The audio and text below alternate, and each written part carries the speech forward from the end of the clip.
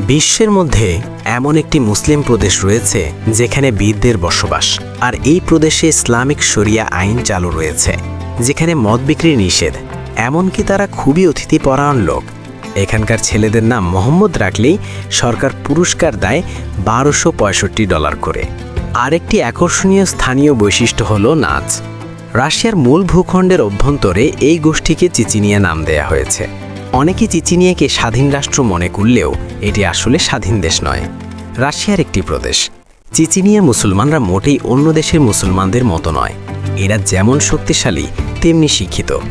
Chechen বীররা টেকনোলজিকে বেশি পছন্দ করে থাকে। চেচিনিয়ার একটি তেল সমৃদ্ধ অঞ্চল, আর এর কারণে রাশিয়ার কাছে চেচিনিয়ার গুরুত্ব এত বেশি।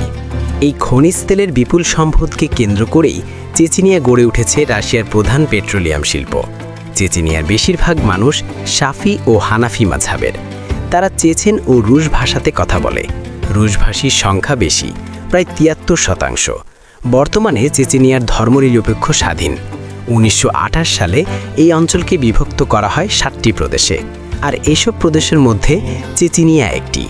চেচিনিয়া বীর যোদ্ধা, যারা তাদের জীবনের চেয়েও তাদের স্বাধীনতাকে বেশি মূল্য দেয়।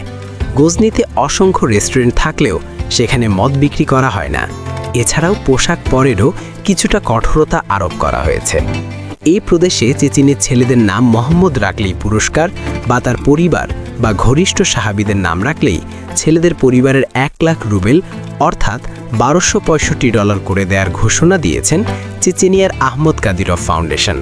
চেচেনিয়ার ইসলামের আলোয় আলোকিত সেখানকার স্কুলের ছাত্ররা ইসলামে ধর্মীয় অনুশাসনের বিষয়গুলি অভ্যতায়ন করে রাখে।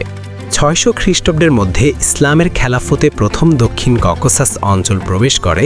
এই সময় চেচেনিয়া ইসলামের সংস্পর্শে আসে, কিন্তু চেচেনিয়া ইসলামের আনুষ্ঠানিক প্রচার ও প্রসার শুরু হয় 1000 বছর পরে। তো এই ছিল আজকের ভিডিও। যদি আপনাদের ভিডিওটি ভালো লেগে থাকে তাহলে অবশ্যই সাবস্ক্রাইব করে পাশের বেল আইকনটি ক্লিক করবেন। তো দেখা হচ্ছে পরবর্তী ভিডিওতে। সে পর্যন্ত সবাই ভালো থাকবেন, সুস্থ থাকবেন। খোদা হাফেজ।